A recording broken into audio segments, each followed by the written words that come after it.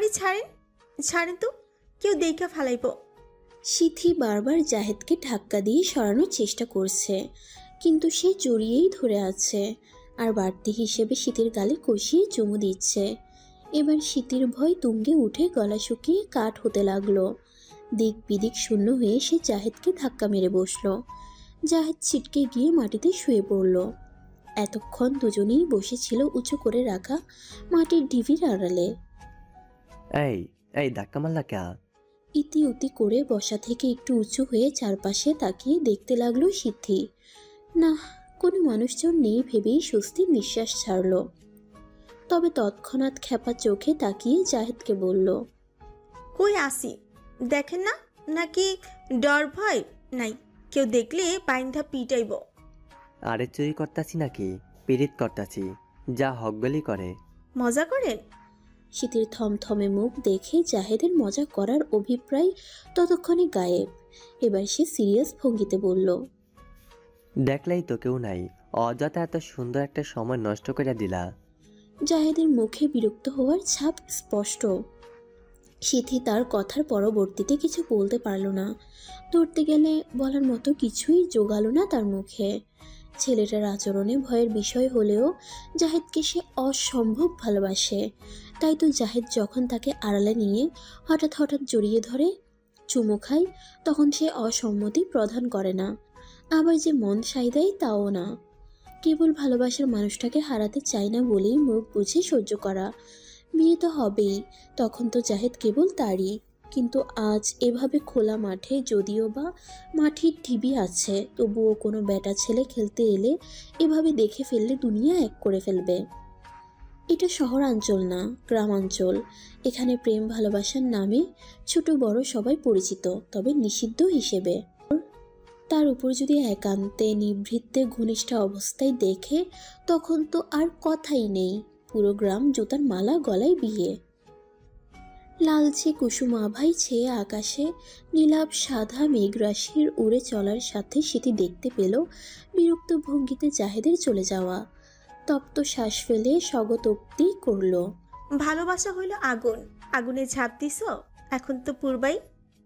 এই সুমনা, কইলো সেমরি? আরে এমি আয়, হাসি আসি। সুমনাদের চৌচালা টিনের ঘর, সামনে আবার বাড়তি টিনের বারান্দা। সেখানেই দাঁড়িয়ে তিথি চিৎকার করে সুমনার খোঁজ নিল। অতঃপর সুমনার গলার স্বর শুনে বাড়ির পেছন দিকে পা বাড়ালো। ওই সেরি, এই হাইনজাবেলা কি করো সেনে? আর কইস না, মুরগি চাও বেজে নিছে গা। সুমনাদের বাড়ির পেছন দিকে চাষবাস করার কারণে জঙ্গলের মতো অবস্থা হয়ে গেছে। মাচা তৈরি করে সেখানে করলার চাষ, মাচার নিচে আবার টমেটো গাছ, সেখানে টমেটো জ্বলছে। ঢালু হয়ে গিয়ে নিচে আলুর চাষ করা ক্ষেত। তুই কই আসিলি তখন? কাকাই বাইত না?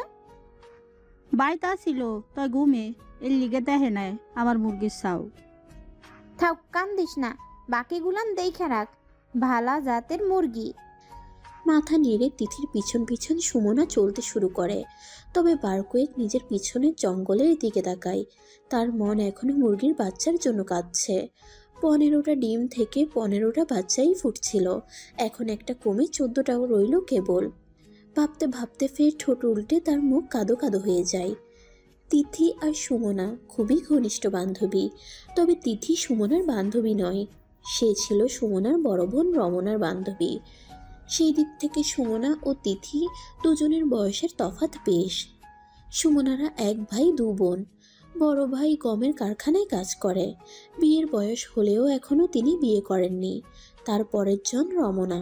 রমনার বিয়ে হয়েছে এই তো কয়েকদিন আগে, তখন বয়স 16তে মাত্র পদার্পণ করেছে সে।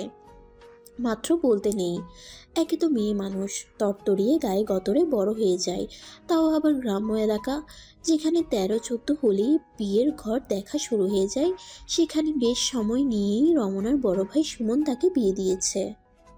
তারপর এখন আছে অতি আদরের ছোট বোন সুমনা, বয়স চলছে 13। আর একটু বয়স বাড়ুক, বুঝ হোক, তারপর ভালো ঘর দেখে তাকেও বিয়ে দিয়ে খালি হয়ে সুমন বিয়ের পিড়িতে নামবে। বাপরা তার কর্মবিরতি জীবন পার করছেন, তাছাড়া মাতৃহারা ভাই বোন তাছাড়া মাতৃহারা ভাই বোন তারা, তাই তো সুমনের ঘাড়ে সকল চিন্তারা চেপে বসেছে। তবে রমনা যাই হোক বোঝের ছিল, ঘর সংসারের সকল কাজকর্ম একা হাতে সামলে নিত। কিন্তু এই সুমনা হয়েছে একচ্ছত্র নিয়ন্ত্রণহীন, বাউন্ডুলে ভবঘুরে বেড়ানো তার কাজ।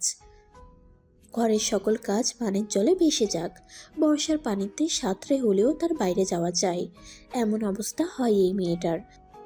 আর তো আছেই এক পাল ভরা বান্ধবী ভরা, সারাক্ষণ গল্প আড্ডায় মেতে থাকে। সুমনার ঘরে আসতেই ধূপ করে বিছানায় শুয়ে পড়ল তিথি। শোয়া অবস্থায় সুমনাকে বলল, যা তো চাউল ভাইজা নিয়ে আয়, জব্বর কাহিনী হইছে আইস কারখানায়। তোর সাহস তো কম বড় না, আমারে চিঠি পাঠাস। পাতলা ফিনফিনে কালো মতন শরীর মেহুলের, টিকালো নাক, খাড়া খাড়া সজারুর মতো চুল, চোখ জোড়া চলে, অতি ছোটও না আবার বড়ও না। তবে তিথির সমস্যা এতে না, সমস্যা তার প্রেম ভালোবাসাতে, বেচারির অ্যালার্জি এগুলোতে। সেই বেচারির কপালেই আসে ভুর ভুর করে প্রেমপত্র। তার ঘরের খাটের নিচে টিনের একটা ব্যাংক অর্ধেকই ভরা চিঠি। বর্তমানে মেহুলের চিঠি হাতে নিয়ে সে শাসাচ্ছে। চিঠিটা মেহুল নিজে হাতে দিয়েছে তিথিকে, অথচ এ পর্যন্ত যারা চিঠি পাঠায় কেউই নিজে হাতে এমন করে পাঠায়নি, সকলেই মাধ্যম দিয়ে পাঠিয়েছে। কারণ তিথির রকচটা তিরিক্ষি মেজাজ, যা সারাক্ষণ উত্তপ্ত থাকে, এবং তাই সকলের আকর্ষণ হয়ে থাকে। এই আকর্ষণে বিকর্ষিত হয়ে এত এত প্রেমের আবদার, যা তিথি খুব রমরমাভাবে প্রত্যাখ্যান করে। এবার যার পরাণে সে অবাক হয়েছে মেহুলের সাহসিকা দেখে, সাথে একটু ভালোও লেগেছে। তাই বলে প্রেম সে কখনোই করবে না বলে পণ নিয়েছে। কিন্তু ভাগ্য বলেও একটা কথা আছে না, যা আমরা চাই না তাই যেন ভাগ্যে এসে জুটে। দেখা যাক তিতির ভাগ্য তাকে কতদূর নিয়ে যায়। আর যদি দেখি এমন পীড়িতের পিতলা আলাপ চিঠি লেখা পাঠাইতে, খবর আছে কইলাম। তোর বড় আমি সম্মান দিয়া কথা ক। ওরে আমার সম্মান রে, মিনমিনে স্বরে দেখি তেজ ফুইটটা বেরিয়েছে। ভালা কথা শুনতে হইলে আমার লগে পীড়িত দেখাইতে আবি না, নাইলে মালিকরে বিচার দিমু। বলি দ্রুত মেহুলের সামনে থেকে সরে গিয়ে কাজ করতে লাগলো। নদীতে মাছ ধরার জালের কারখানা, মুন্সিগঞ্জে সারা এলাকা জুড়ে এই ব্যবসায়ী চলে এখানকার মানুষের জীবিকা নির্বাহের জীবন জড়িত দৃশ্য। কারেন্ট জালও তৈরি হয় এখানে, সবই অবৈধ অনৈতিকভাবে। পুলিশ এসে জরিমানা করে, কারখানা সিল করে ধরে নিয়ে যায়, তবুও তারা এসব কার্যক্রম আবার শেষ থেকেই শুরু করে। তাদের জীবিকার একমাত্র উপার্জন এটাই, সেজন্য আর এই কাজ করেই স্বাচ্ছন্দ্য বোধ করে। সেখানেই কাজ করে তিথি। শুধু একটা না, এমনই হাজার হাজার কারখানা সারা এলাকায়। জাল বানানোর প্রক্রিয়ায় শুরু থেকে শেষ পর্যন্ত সবকিছু জানতে হয় কর্মীকে। শুধু একটা প্রক্রিয়া জানলেই হয় না, না জানলেও দেখতে দেখতে শিখে যায়। তবে সুবিধাও আছে, যে যত বেশি কাজ সম্পর্কে জ্ঞাত হয়ে কাজ করে বেতন তার তত বেশি। তেমনি তিথি এ বিষয়ে পাকাপোক্ত, আগাগোড়া পুঙ্খানুপুঙ্খভাবে তার জানা, এবং সপ্তাহ শেষ হলেই টাকা গুনে হাসি মুখে বাড়ি যায় সে। সুমনার বাড়ির বিশাল উঠোনের মাঝে গল্পে মেতে উঠেছে 5 জন কিশোরী। কারণ বিদ্যুৎ নেই বিধায় এই আড্ডা। সুমনা ও তিথি মুড়ি মাখিয়ে নিয়ে এসেছে, সেগুলো পাটিতে রেখে দেওয়া মাত্রই হাত পড়ল রমনা, সিথি, নসিমনের। শুরু হয়ে গেল তাদের মুড়ি মাখা নিয়ে এক ঝাঁক পাখির মতো কিচিরমিচির করা। ওই তোরা চিল্লাইতেছস কে? সুমনার বাবার ধমকানিতে সব একদম নীরবে ছেয়ে গেল। এতক্ষণ ধরে মুড়ি নিয়ে কারাকারিও থেমে গেল। সবাই আস্তে আস্তে গল্প করতে করতে খাচ্ছে। হারিকেনের আলোতে অতটা স্পষ্ট বোঝা না গেলেও রমনার চোখে ঠিকই ধরা পড়ল শীতের গালে গোল হয়ে থাকা কালচে চামড়ায় হালকা নীল অংশ। আল গোছে শীতের পাশে বসে কানে কানে ফিসফিসিয়ে বলল, গালে দাগ লইয়া সারা গাও ঘুরছনি বু? এমন কথা তাও আবার হঠাৎ করে শুনে শীতল শিহরণ পিঠ জুড়ে বয়ে গেল। ফাঁকা একটা ঢোক গিলল সিথি, রমনার 2 বছরের বড় সিথি। আপনি করে কেউ কাউকেই ডাকে না, ভালোবেসে তুমি আর অতি ঘনিষ্ঠ গাঢ় হয়ে এলে তুই সম্বোধন চলে এখানে। স্মৃতির প্রেম কথন বিষয়ে অবগত এই মজলিসের সকলেই। 2 বছরের প্রেম, তাই বলে অতটা ঘনিষ্ঠ হবে সেই বিষয়ে অজ্ঞাত রমনার চোখ বড় বড় হয়ে শীতের গালের পানে তাকিয়ে। দ্রুততার সহিত মাথায় ঘোমটা টানল সিথি। এত গরমে তাকে ঘোমটা টানতে দেখে নসিমন জিজ্ঞেস করলো, কি রে, ঘোমটা দিলি কে? গরমে না কতক্ষণ আগে দাপলা দাপলি কইরা ঘোমটা ফালাই দিলি। নসিমন আর সিথি বয়সে লম্বায় সব দিক দিয়ে সমান সমান বান্ধবী দুজনে। নসিমনের প্রশ্নে তোতলানো স্বরে স্মৃতি প্রত্যুত্তর করল, বাড়িতে যামুগা, ভাল লাগতাছে না রে। বলেই ইতি উতি করে আসন ছেড়ে উঠে দাঁড়ালো। তার এমন অদ্ভুত আচরণে সকলেই অবাক দৃষ্টি নিয়ে তাকিয়ে রইল। নসিমন তার সাথে সাথে উঠে দাঁড়িয়ে উদ্বিগ্নতার সহিত জিজ্ঞেস করতে লাগলো, কি রে, কি হইছে? প্রিয় বান্ধবীর এমন উদ্বিগ্নতা অন্য সময় হলে ভালো লাগার পরশ হিসেবে মন ছুঁয়ে যেত, কিন্তু আজ তা বিরক্তিকর ঠেকছে শীতের কাছে। সবার এভাবে ছেকে ধরা দেখে রমনা উঠে দাঁড়িয়ে নসিমনকে বসিয়ে দিয়ে বলল, তুমি বও তবু। তারপর শীতের দিকে তাকিয়ে বলল, যাইবার পারবা তো? অন্ধকারে মাঝ রাতেও বাড়ি থেকে দূরে অবস্থান করা বাথরুমে সাহস করে যাওয়া মেয়েকে এই কথা যেন জিজ্ঞেস করলো। স্মৃতি সহসা বুদ্ধিমান সেই ইঙ্গিত ধরতে পেরে বলল, চল আগায় দিয়ে আয়। দুজনে এগিয়ে চলল বাড়ির উঠান বরাবর আঁকাবাঁকা মাটির রাস্তা দিয়ে। পেছনে তাকিয়ে রইল হতভম্ব দৃষ্টি নিয়ে নসিমন ও তিথি। সুমনার অতটা বুঝ নেই, সে উল্টো খুশি দুজনের ভাগ কমে যাওয়ায় মুড়ি এখন বেশি বিধায় সেও বেশি খেতে পারবে। নসিমন ভাবছে শীতের সাথে তার বন্ধুত্ব কত গভীর, অথচ আজ কি হলো? রমনাকে কেন তাকে এগিয়ে দিতে হচ্ছে? দুজনে কি লুকাচ্ছে তার থেকে? তিথি ভাবছে তার বড় বোন শীতের হঠাৎ কি হলো? আজকে তার অস্থিরতা স্পষ্টই দেখা যাচ্ছিল। কি নিয়ে তার বোনটার এত অস্থিরতা? জাহেদ যে করেছে এই কামরা, তুই কেমতে বুঝলি? রমনার মুখে চাপা হাসি। কতক্ষণ আগেই সে হাঁটার তালে তালে গল্পের মাঝে সুযোগে বলে ফেলেছিল শীতের গালের এই দাগের কারণ জাহেদ। রমনার কথা শুনে শীতের আতঙ্কিত মুখ প্রচণ্ড ভীত হয়ে প্রশ্ন করে, এই মাইয়াটার আজই বাপের বাড়িতে বেড়াইতে আইতে হইল। মনে মনে কালির তুবড়ি ছুঁড়ে রমনার নাম করে সিথি। তবে রমনা এসব কথা বলবে না যে, এটা সে জানে। মেয়েটা চাপা স্বভাবের, পেটে পেটে কথা আটকে রাখতে জানে। আস্ত গরু কেটে গরু হজম করার মতো ক্ষমতা এই রমনার। উপরোক্ত প্রশ্নের উত্তরে রমনা বলল, ভইলা যায়ও না বউ, আমি বিয়াইতা স্বামী সোহাগ কইরা এমন দাগ বানাই। তয় জাহেদ তো তোমার স্বামী না? হাসি বন্ধ করে রমনা আর চোখে তাকালো সিথির দিকে। তার কটূক্তির তাকানো অবশ্য সিথির চোখে এড়ালো না। স্বামী না তয় স্বামী হইতে কতক্ষণ? কতক্ষণ কি কবু? 2 বছর তো পিরিত চললো, আর কত? ঘরে উঠাইব কবে? এটা সিথি নিজেও জানে না, আবার হয়তো সে জানে। তাদের নিজস্ব ভিটেমাটি নেই, তার গায়ের রং কালো। এগুলো কি যথেষ্ট নয়? নিজেই মনে মনে হাসলো আর স্বগতোক্তি করলো, পিরিতি মোর বড় জ্বালা, বান্ধাইছে তার শনি মনের তালা। চাঁদনি রাত, টিনের ঘরে ছোট ছোট ফাঁকা গলিয়ে চাঁদ সিথির ঘরে জ্যোৎস্না ছড়াচ্ছে। ঘরে জ্যোৎস্নার দুটি পড়লে কি হবে? তার মনের ভেতরে যে সেই কিরণ বিকিরণ ঘটাতে পারছে জলকণা পরিমাণ। সময়টা গভীর রাত হলেও কি হবে? মেয়েটার চোখে ঘুমের আনাগোনা নেই এক ফোঁটাও। এমনটা তার নিত্যকার ঘটনা। যেদিন জাহেদ নামক সুদর্শন ও স্বপ্নপুরুষ তার জীবনে এসেছিল, সেদিন হতেই তার নির্ঘুম রাত্রি যাপনের প্রারম্ভ। তবে ইদানিংকালে চোখের জলও সাথেই হয়েছে সাথেই বুক ব্যথা, দুঃখ এই অসময়ে সবসময়কার সঙ্গী। আহা, কথাগুলো ভাবলেও হাসি পায়, তার ছেলের হাসি, এবং সেটা নিজের উপরই। ভাবনাগুলো শিওরের কাছে থাকা জানালা গলিয়ে চাঁদের দিকে তাকিয়ে তাকিয়ে ভাবছিল সিথি। পাশে হালকা নাক ডেকে ঘুমে বিভোর তিথি। বড় বোন সিথি, মেজ বোন বিথি ও ছোট বোন তিথি এবং বাবা মা, এ নিয়ে তাদের পরিবার। নিত্য দরিদ্র ও অশোকের মাঝে সুখী তারা এই স্বল্পতায়। বিথির বিয়ে হয়ে গেছে সিথিকে ডিঙিয়ে, কারণ বিথির গায়ের রং তার মতো ময়লা নয়, আর না নাক বোচা। তবে তার পদ্মা পাতার মতো জলে টলমল করা ডাগর দুটো আঁখি রয়েছে। এই পদ্ম পাতার মতো টলমল জলেই একদিন জাহিদ নামক পুরুষ পা পিছলে ডুবে পড়ে। সময়টা ছিল মধুর তৃষ্ণা জাগরণীর মতো, একজন আরেকজনকে একদিনও না দেখে থাকতে পারত না। দেখলেই কেবল দু চোখে তৃষ্ণা মিটত। সেই প্রেম গড়িয়ে বছর দুয়েক কাটল। এরই মাঝে জাহেদের হাত ধরাধরি জড়াজড়ির চাহিদার সাথে এখন হুটহাট চুমু দেওয়াও শুরু হয়েছে। বিয়ের জন্য পিড়াপিড়ি করলেই এক কথা, বাড়িটা পাকা করে নেই, তারপর তাকে ঘরে তুলবে।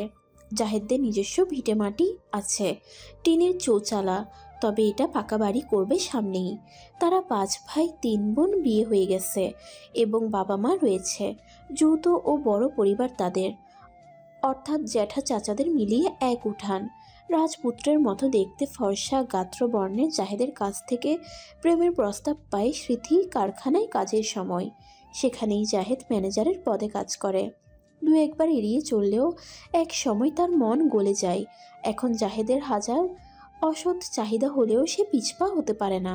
সকল নেশাদ্রব্যের উদ্দেশ্যে ভালোবাসার নেশা, সকল নেশাদ্রব্যের উদ্দেশ্যে ভালোবাসার নেশা। এই নেশা ছাড়ে তো নাই, মৃত্যু পর্যন্ত টেনে নিয়ে যায়। এখন শীতেরও একই দশা হতে পারে, ভালোবেসে বাঁচবে নয়তো মরবে। কারখানায় মেশিনের শব্দে কানে তালা লেগে যাওয়ার জোগাড়, অথচ সেখানের কর্মী সদস্য নির্বিঘ্নে দ্রুত পদক্ষেপে কাজ চালিয়ে যাচ্ছে। নতুন ম্যানেজার লাগবে এই নিয়োগে জাফর এখানে এসেছে। তবে কারখানার মালিক তার বন্ধু, ঘুরে ঘুরে কারখানা দেখছে, কর্মচারীদের দেখছে এবং তাদের কাজের তদারকি করছে। এমন সময় কারখানার মালিক শাহজাহান এসে জাফরকে জিজ্ঞেস করলো, কি রে দোস্ত, কাজ কেমন চলতেছে? ভালোই চলে রে, কর্মীরা চালু আছে। তুই কেন যে চলে আসলি? কি করবো, লেখাপড়ার টাইনা টুইনা আর কত। আচ্ছা, করতে থাক, আমি আসি। মাথা নেড়ে সাই দিয়ে ফের কাজের তদারকিতে লেগে পড়ল জাফর। হাই তিথি, নতুন প্যাটারে কি চিনস? ফিস ফিসিয়ে এখানেরই মেয়ে কর্মী সোহাগী কথাটা বলল। তিথি ভ্রুকুচকে একবার জাফরকে দেখে নিল। সেই সকাল থেকে দেখছে সে লোকটাকে। সেই সকলের সাথে পরিচিত হয়ে বলেছিল এখানের নতুন ম্যানেজার, তবে ঠাই ঠিকানা দেওয়ার মতো পরিচয় দেয়নি। আগের ম্যানেজারটা ছিল একটু লোভী টাইপের, মানে বেতন দেওয়ার সময় তাদের থেকে 9-6 গুছিয়ে কেটে নিত। যেমন সঠিক টাইমে কারখানায় না ঢোকা, ব্রেক টাইম পেরিয়ে গেলেও না আসা, আরও নানা বিতিকিচ্ছা। যাই হোক, নতুন জনের আচরণ তো এ পর্যন্ত তিথির ভালোই ঠেকলো, তাই সে জবাবে বলল, কি চিনতাম, ভালোই তো দেখলাম। বলেই বিরক্তিকর শব্দ তুলল। সোহাগী মাথা চাপড়ানো ভঙ্গিমা করে বলল, আরে গাধি, এইটা কই নেই। বেড়ায় আমাকে জাহেদ ভাইয়ের মাইজা ভাইলো সেমরি, বুঝছস? কুচকুচে মণিসম্পন্ন বড় বড় চোখ তুলে একবার সোহাগী তো একবার জাফরের দিকে তাকালো তিথি। সিথির প্রেমের খবর প্রায় সকলেরই জানা ইতিমধ্যে। জাফর না তার মামার বাড়ির থাইকা লেহাপড়া করে বলে? আইয়া পড়ছে শুনলাম। এই এখানে কি কথা চলতেছে? জাফরের ধমকে থমকে গিয়ে ভীতু চোখে তাকায় তিথি। তিথির সেই ভীত হওয়া ডিম্বাকার গভীর খাদের মতো আখিধয় তাকিয়ে জাফরের হৃদয় এক পলকে থমকে গিয়ে কাঁপন ধরায়। এদিকে সোহাগী দ্রুত তিথির কাছ থেকে সরে নিজের কাজে চলে গেল। কথাই আছে না, নিজে বাঁচলে বাপের নাম। হালকা কেশে গলা খাকারি দিয়ে জাফর তিথিকে উদ্দেশ্য করে বলল, গল্পকরণের ইচ্ছা হইলে ছুটির পরে কাজে যাই, কাজ করেন। ভদ্রতার সহিত কথাগুলো বলে জাফর সেখান থেকে চলে যায় অন্যদিকে। তবে তিথির ভেতরে আগুন জ্বালিয়ে দিয়ে যায়। আগুন জ্বলার কারণ, তার মতো মেয়েকে এ পর্যন্ত কত এলো গেলো ধরনের ছেলেরা তার পিছু পিছু ঘুরে প্রেমের প্রস্তাব দেয়। ধমক দেওয়া তো দূরের কথা, সেখানে জাহেদ ভাইয়ের মেজো ভাই তাকে ধমকে গেল। এটা তার বরদাস্ত হলো না, কারণ সে শান্তশিষ্ট লেজ বিশিষ্ট একজন। আজই সুমনার বাড়িতে গিয়ে পরামর্শ করবে এ বিষয়ে, এমন ভাবনা ভেবে বর্তমানে কাজে মন দেওয়াই ঠিক মনে করলো। কিরে, খবর দিছিলি? হ্যাঁ কইছি তো, শীতে বুবুই তোমরা ডাকে, মাঠে যাইতে কইছে বিকেলে বেলা। কি কইল? হ্যাঁ, জাহিদ ভাই তোমরে কইতে কইল, আর ভাই আইছে বাইত দেখা করবার পারবো না বলে। শীতি কথাটা শুনে স্তব্ধ হয়ে বিমূর্তির মতো খানিক দাঁড়িয়ে রইল। মনে হচ্ছে দেহাংশ জ্বলছে, প্রচণ্ড উত্তাপ। আমি যাইব। অন্যমনস্ক শীতি জবাব দিল, যা। তিথি আইলে আমাগো বাইত যাইতে কইও। সুমনাকে দিয়ে জাহেদের কাছে দেখা করার খবর পাঠালে জাহেদ দেখা করব না বলে জানায়।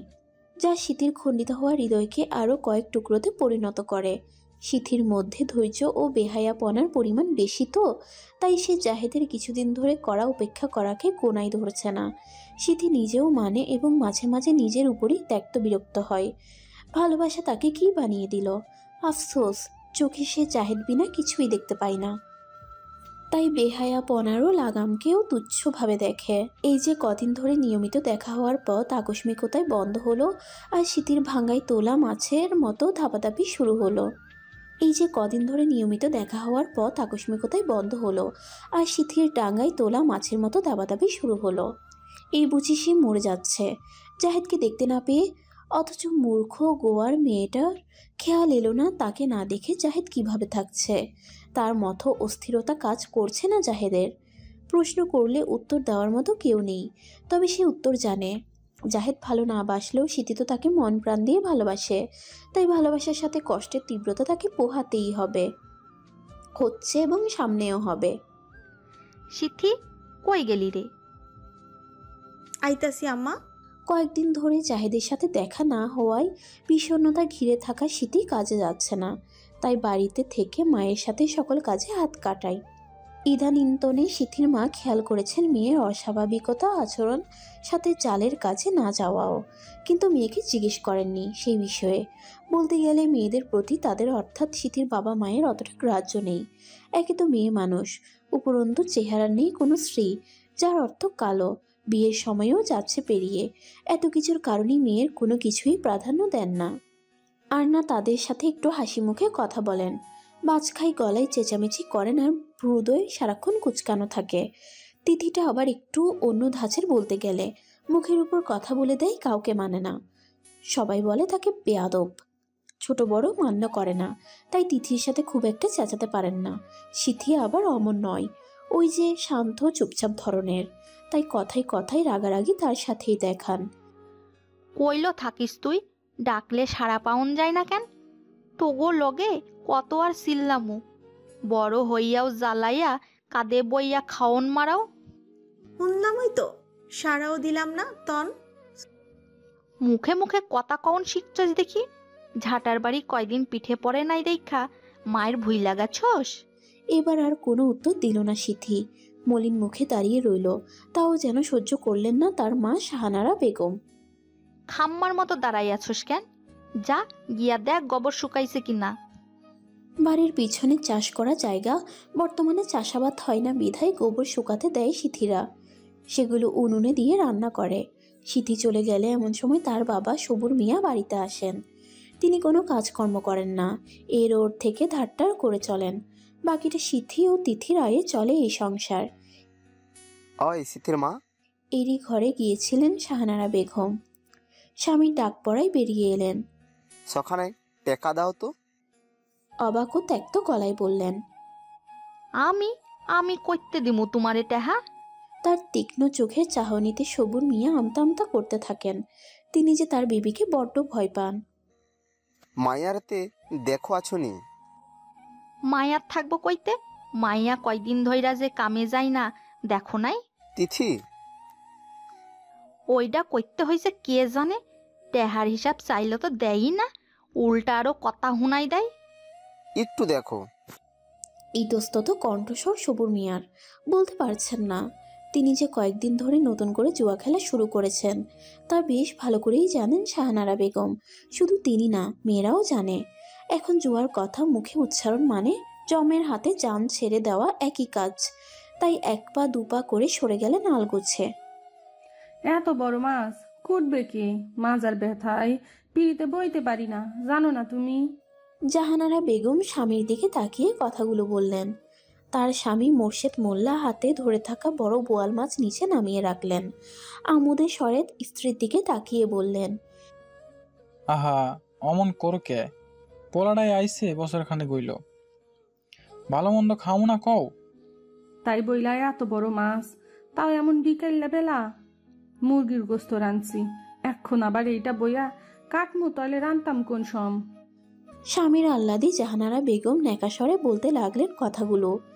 স্ত্রীকে পরম ভালোবাসেন তিনি, আর ভালোবেসেই বিয়ে তাদের।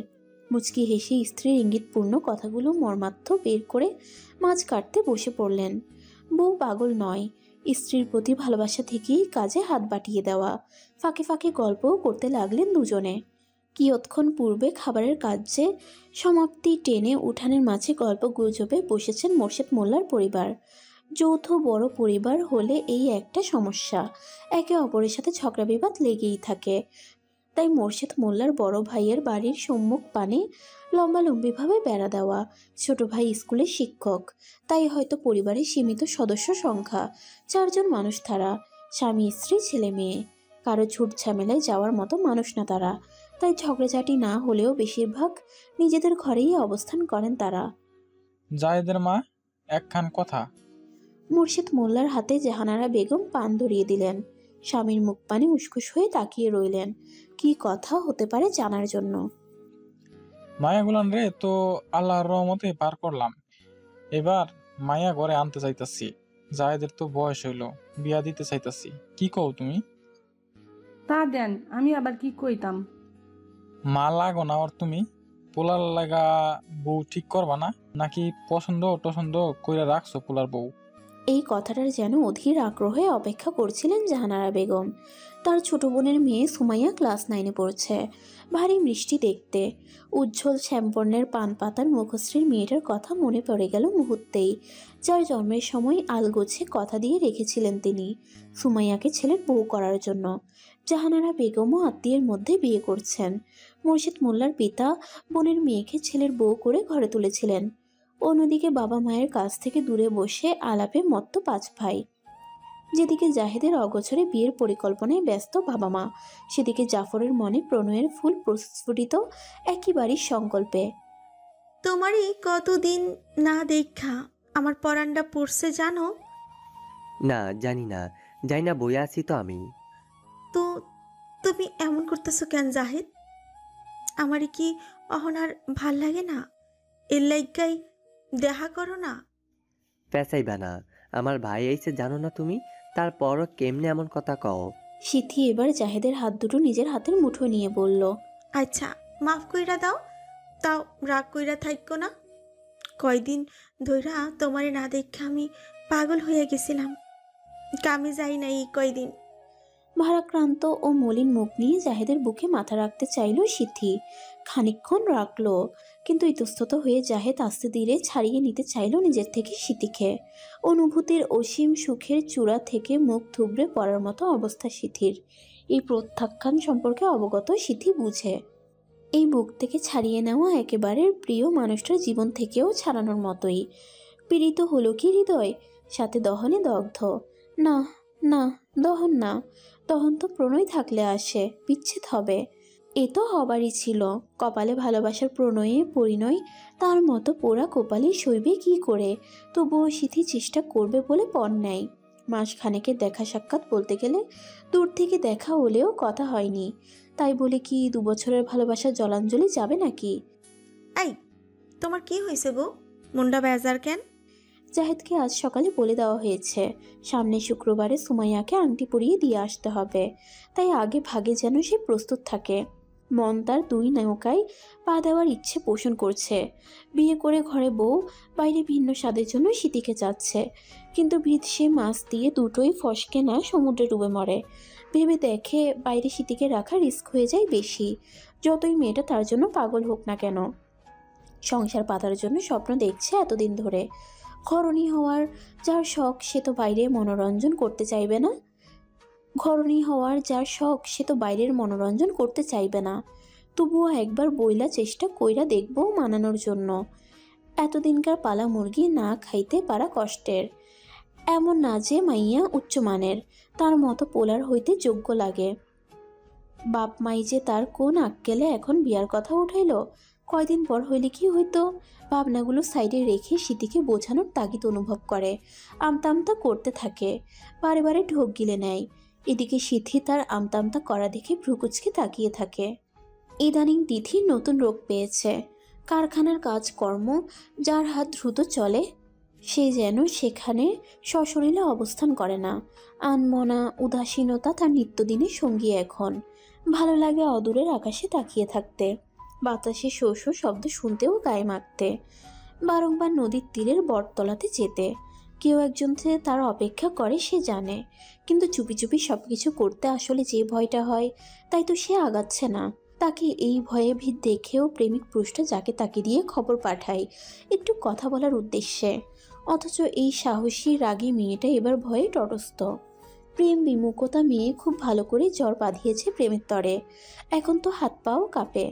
প্রেমিক পুরুষটাকে দেখলে বুক দুরু দুরু করে, নিজেকে কেমন যেন দুর্বল নিস্তেজ মনে হয়।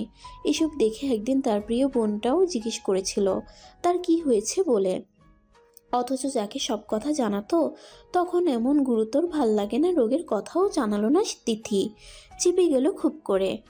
প্রেমিক পুরুষের প্রেম আহ্বানে সাড়া না দিয়ে চুপটি করে থাকাটাও তাকে ভীষণ পোড়াচ্ছে, ভালো লাগছে না কিছুই। সেজন্য সারাক্ষণ ছটফট করে দাপিয়ে বেড়াচ্ছে মন কানন, আর বলছে একবার তো গিয়া দেখ, মানুষটাই কি কইবার চাই, ভালোবাসোস তবুও শিকার যাইতে যত তোর মন যাইব মনে হয়।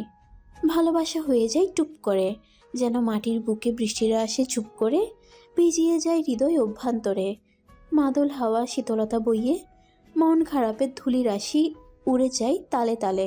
ওই সুমনা শুই না যা তো। সুমনার হাত পা কাঁপা শুরু করে দিয়েছে। সে লক্ষ্য করেছে কয়েকদিন ধরে জাফর ভাই তাকে পথে ঘাটে দেখলেই ডাক দেওয়া শুরু করে, কি জানি বলার জন্য। তার ভয়ের কারণ সম্ভবত জাফর ভাই তাকে পছন্দ করে, সেটা জানাতে বোধহয় ডাক দেন। ভয়ের আরেকটা ঘোরতর কারণও রয়েছে, তার ভাই সুমনের কানে যদি এই খবর যায় তাহলে তাকে উঠানে শুইয়ে ঝাঁটাপেটা করবে। আগে আগে এসব ভেবেই জাফরের কথা না শুনেই দৌড় দেয়, প্রতিবারের মতোই এবারও। জাফর এক শূন্যতা ভরা নিঃশ্বাস উগড়ে দেয় বাতাসে। মেয়েটা শুনলই না, এত ভালো একটা উপায় প্রতিবারই মাঠে মারা যাচ্ছে তার। বৃথা চেষ্টা চালিয়ে ব্যর্থতা হাসিল হলে যেন মন দগ্ধতা বাড়িয়ে উপহাস করে। আকাশের দিকে তাকালো জাফর, রোদের তীব্রতা আজ বোধহয় একটু বেশি। চৈত্র মাসের শেষ চলছে, এই সময়টাতে বাড়ির কাজটা ধরাই ভালোই হয়েছে, না হলে বৃষ্টি বাদলার দিনে কিভাবে কাজ করাতো। তবুও বৈশাখ মাসে জাহেদের বিয়ের দিন পড়েছে, না জানি তখনকার পরিস্থিতি কি হয়। সব কাজ একসাথেই কেন যে তার বাপ বিজ্ঞ মানুষ হয়েও করতে চাইলেন তার বুঝে আসলো না। তাদের পাকা বাড়ি তৈরি করবে বলে কাজ শুরু করেছে, সেখানেই সময় দিতে হচ্ছে তাকে। বাড়ির চারদিকে খোলামেলা, কোনো বড় কিংবা প্রাচীর তোলা হয়নি, তবে ঘেরাও করে চারদিকে বিভিন্ন ফলের গাছ লাগানো, বেশিরভাগ আম গাছ। সেগুলো এমনি এমনি আম খেয়ে ফেলে রাখা আটি থেকে হয়েছে, এখন বড় হয়ে ছায়াও ফল দিচ্ছে। তাদের বাড়ির ভিটে উঁচু, ঢালুতে ফসল ফলানোর বিস্তৃত চাষের জমি। সেই ক্ষেতের আইল দিয়েই সুমনা হেঁটে যাচ্ছিল, তাকে দেখে দূর থেকে ডাক দিয়েছিল জাফর, অথচ মেয়েটা কিছু না শুনে দৌড় লাগালো। সে শুধু তিতির কাছে খবর পৌঁছে দিতে চেয়েছিল, এই যে কয়েকদিন কাজে যাবে না তার কারণ। এমনিতে মেয়েটা জানে সে যে কাজে যাচ্ছে না, এক এলাকায় থাকার ফলে হয়তো তার কানে পৌঁছেও গেছে জাহেদের বিয়ের বিষয়টা। তবে ওই আর কি, এই বিষয়গুলোর সাথে একটু দেখা করার ইচ্ছে পোষণ করছে জাফর। ভাই লন, আম্মায় পাঠাইছে। জ্যাঠার ছোট মেয়ে বিয়ের বয়সী হয়ে গেছে, বড়টার বিয়ে হয়ে গেছে, এখন শুধু নাতি নাতনির অপেক্ষা। এই ছোটটাই বাকি, এখন অবশ্য লেখাপড়া করে না, তার মন বাদর শুধু ঘোরাঘুরির নামে। না লইয়া যা, আমায় দেখলে ক্যাচ লাইব। ভাই দেখি এখনো চাচিরে ভয় পায়, শরমের কথা বলেই সেই শরমে লাল নীল রূপ ধারণ করছে। এই বংশের সবগুলোই ফর্সা, অথচ যাকে বলছে সে নির্বিকার বিরক্ত। মেয়েটা অল্প বয়সে পেকে গেছে, অল্প বয়স ধরাও যায় না, যার নাকি বিয়ে হলে এখন বাচ্চা কাচ্চাই কোল ভর্তি থাকতো। তুই যা সাথী, রইদে মাথা গরম আছে, এখন তুই আইয়া মেজাজ গরম করতাছস। যা বলার পরেও সাথী যাওয়ার নাম নিচ্ছে না, নিবেই বা কেন? তার মন বাদর যে তার জাফর ভাইকে অবলোকন করতে ব্যস্ত, কিন্তু সেই ব্যস্ততা জাহানারা বেগমের সামনে বেশিক্ষণ টিকল না। সাথীর পিছনে এসে এক রাম ধমকে মেয়েটাকে কাঁপিয়ে তুললেন। কি করস? চাচিকে সাথী তার মায়ের চেয়েও বেশি ভয় পায়, তাও আবার জমদূতের মতো। উচ্চ গাত্র বিশিষ্ট চাচিকে দেখতেও দানবের মতো লাগে, তাই কথা গলা থেকে তার মুখে রাগ আড়ল না, সুরসুর পদে চলে গেল। এই রাতে দূরে থাকবি, পোলা দেখলেই খালি পিতলা আলাপ জম্বার চাই। জাহানারা বেগম তার ছেলেকে শাসিয়ে বললেন, সেটা শুধু জাফর শুনল। মস্তিষ্কে ধারণ করলো না। তার মস্তিষ্কে যে কেবল তিথি নামক মৌমাছি ভনভন করছে চিন্তায়। মেয়েটার সাথে যেন দেখা জরুরি হয়ে পড়ছে। বড় ভাইয়ের বিয়ে পর্যন্ত কি অপেক্ষা করতে হবে তাকে? বৃষ্টির জল ধুয়ে যায়, নাহি অন্তর শুকায়।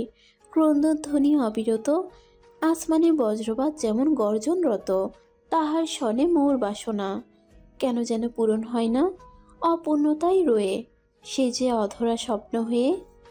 ভালোবাসা নামক সুখ পাখি দেখেই গেল বেচারি সিথি। তা আর পূরণ হওয়ার নয়, আর না সেই সুযোগ আছে বলে সে দেখছে। টিনের চালায় বৃষ্টির শব্দ তুলে নৃত্য চালিয়ে যাচ্ছে। দুটো দিনের প্রখর দাবদাহ শেষে মাঠঘাট এমনকি মানুষের গরমের চামড়াতে একটু শীতলতার প্রলেপ দিতে এই বৃষ্টির আগমন। কিন্তু সেটা কেবল সিথির হৃদয় নিংড়ানো, কান্না লুকানোর কাজেই লাগছে। তার হৃদয়ে তৃষিত খরা মাটিতে এক ফোঁটা জলের প্রলেপ লাগাতে আজ বৃষ্টির ব্যর্থতা। মরার মতো দিন কাটছে সিথির। সেদিনের পর থেকে দিনগুলো কেমন জানি হয়ে গেছে, না রঙিন আর না মলিন। বোধশক্তি কাজ করছে না। মাঝে মাঝে মনে হয় সে মৃত, আবার মনেও হয় না। কারণ মৃতদেরও তো একটু উপলব্ধি হয় শাস্তি অথবা শান্তির, কিন্তু তার তো সেটাও হচ্ছে না। জাহেদের কি শক্তি তাকে পাহাড় ছোড়া জয় করিয়ে আবার সেখান থেকে ভূমিতলে ধাক্কা দিয়ে সুখ ও দুঃখ দুটোই বোধ করালো। না না, তার শক্তি হবে না, হবে ভালোবাসার শক্তি। ভালোবাসার সেই গাঢ় ও ধারালো অনুভূতি এমনই হয়, জীবন মৃত বানিয়ে ছাড়ে। এই যে এখন যেমন বিছানায় শুয়ে থাকা লাশের ন্যায় শুধু শ্বাস নেওয়া নিথর শিথিল, তেমনটা অনুভব হচ্ছে। সেদিনের কথাগুলো চোখে খানিক বাদে বাদে দৃশ্যমান হচ্ছে। স্মৃতি, আম্মাই আমার বিয়া ঠিক করেছে তার বোনের মাইয়া সুমাইয়ার লগে। সামনের মাসে বিয়া। শীতের বিশ্বাস হলো না। ওই যে কথাই আছে না, ভালোবাসায় অবিশ্বাস থাকে না, কিংবা থাকতে নেই। তবে ভালোবাসা নামক অভিনয়ে না থাকার ব্যাপারটা অতি নগণ্য। সেটা তো আর জানতো না মেয়েটা। এই শরীরের সর্বস্ব না হোক, মনের সর্বত্রই জাহেদের নাম খোদাই করেছে।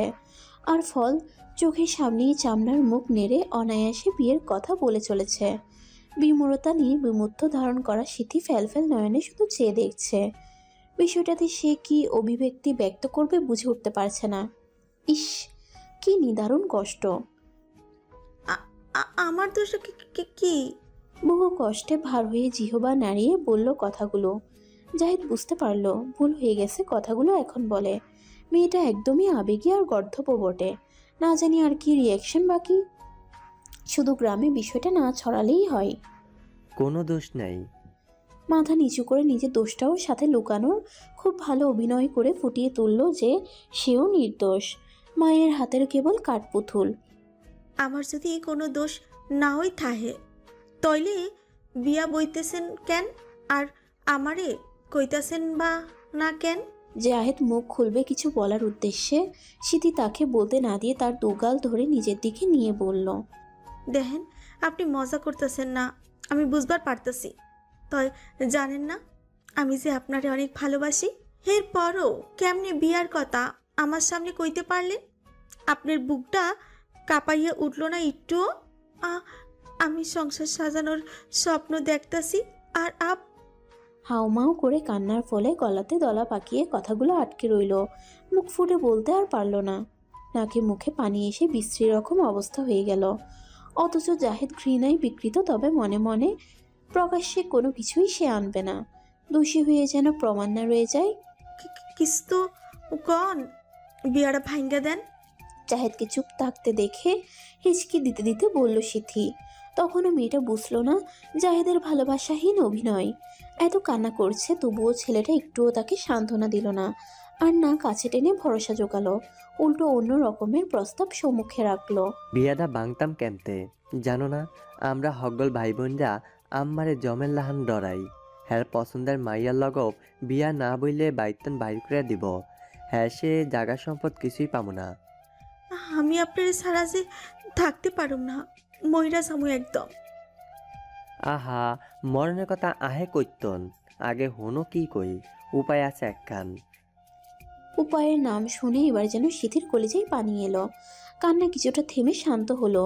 উন্মুখ হয়ে চেয়ে রইল বহু আকাঙ্ক্ষার বস্তু জিনিসটা নিজের করে পাওয়ার। কিন্তু আফসোস, বুঝল না জিনিসটা তার কোনো কালেই ছিল না। সে মরিচিকার পিছনে ছুটে চলেছিল এতদিন ধরে, আর এখন মরিচিকা তাকে পিছু ঘুরিয়ে মরার দুয়ারে এনে দাঁড় করিয়েছে। এখন বুঝলেই তো আলা, বিয়া করণই লাগবো। তহ আমি চাইতাছি বিয়া করমু, তহ তোমারই করমু। তুমি হইবা বড় বউ। আর বাকি কথা বলার আগে জাহিদ অভিমুখী হয়ে বসে থাকা সিথির মুখের হাবভাব দেখে নিতে চাইল। আর প্রতিক্রিয়া ভালো হলে কথা আগাবে, কিন্তু সেটা বোধহয় আর সম্ভব হলো না। তার মতো ধুরন্ধর মস্তিষ্ককে বুঝলো না যে বাঙালি মেয়েরা সবকিছু ভাগ করতে পারে, তাদের মনে অনেক মায়া থাকে বলে। তবে একটিমাত্র জিনিস, স্বামী নামক ব্যক্তিকে ভাগ তো করতেই পারে না।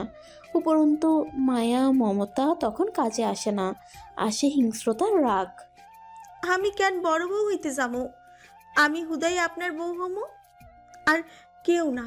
এই থেমে কান্নায় ভেজা রক্তলাল চক্ষু নিয়ে জাহেদের ঘামে ভেজা শার্টের কলার ধরে বলল, শুনেন, আপনারে খালি আমি ভালোবাসি। ওই মাইয়া যেটারে আপনার মায় দেখাইয়া রাখছে, হয়তো আপনারে ভালোবাসে না।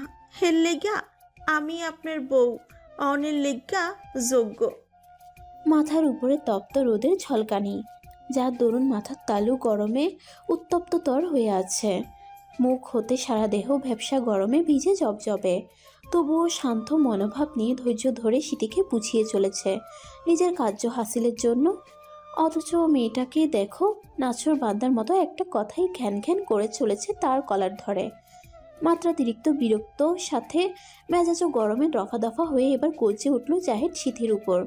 তোর সাহস হয় কি কইরা আমার কলা টাননের?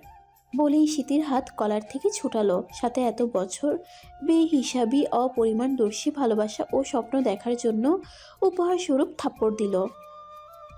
নিজেরে দেখছোস কোনোদিন আয় নাই? কাইল্লা মাইয়া নাই বাপের একখানা বিড়া, হ্যার উপরে বাপে খেলে জুয়া। কত দিক দিয়া তোগো সমস্যা, তাও তো তোর কপাল ভালা। কয়দিন আমার লগে পিরিত চালালি। এমন কালা মাইয়া আমার ধারে কাছে আহনের যোগ্য না। আর তো বিয়ে করন দূরের কথা, হ্যার মধ্যে এমন জুয়ারির মাইয়া। আমার বৌহনের শখ নি হ্যার আবার, হ্যাঁ কত শখ। জাহেদের এতক্ষণ ধরে বলা কোনো কথাই কানে গেল না সিথির। সেই যে থাপ্পড় পড়েছিল গালে, তখন থেকেই কান মন মস্তিষ্ক বদ্ধ। শো শো শব্দ ছাড়া যেন কিছুই বোধ হলো না। হয়তো বুঝলো, তবে ধারণ ক্ষমতা বর্তমানে নেই। শুধু টলমল পায়ে দ্রুত চলে এলো, না হলে সেখানেই জ্ঞান হারিয়ে নির্জীব পড়ে থাকতো। তখন কে দেখতো? জাহেদ। সে তো এখন মনের আগুনে পুড়ে ছাই হয়ে হাওয়ায় ধোয়া হয়ে মিশে গেছে। ব্যাককল আপনি, মাথায় আক্কল নাই? আপনি কোন আক্কলে ওই হামবলত সুমনারে ডাক পারতে গেছেন? অয় যদি কেউরে কইয়া দেয়।